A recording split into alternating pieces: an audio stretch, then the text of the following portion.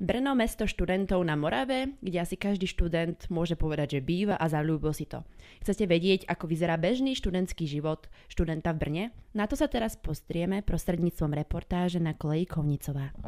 Don't stop believing. Študentský život na koleji. Náš študentský život je napriek tomu, ako by sa to mohlo zdať, v podstate celkom rutina. Cez deň sme väčšinou v škole, po večeroch sa stretávame v našich partiách, ktoré si tu už za 3 alebo 4 roky každý vytvoril.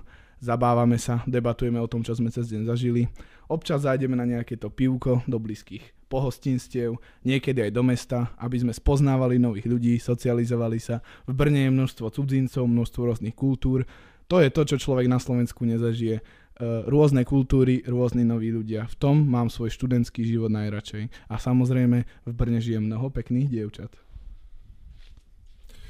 S tým môžem veľmi súhlasiť, pretože pekné dievčatá je to, čo nás v Brne všetkých zaujíma. A to je jeden z dôvodov, prečo ja študujem tak rád a študujem o rok dlhšie, ako by som mal. Ale o pár rokov kratšie, ako by som mohol, čiže ešte uvidím, ako to všetko dopadne.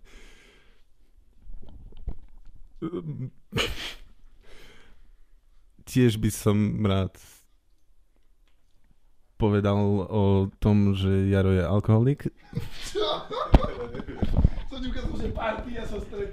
Práve teraz ste mohli počuť reportáž z párty na koleji Kovnicová. Takže aj takto študenti pokračujú, spievajú, štrngajú si a označujú sa za alkoholikov.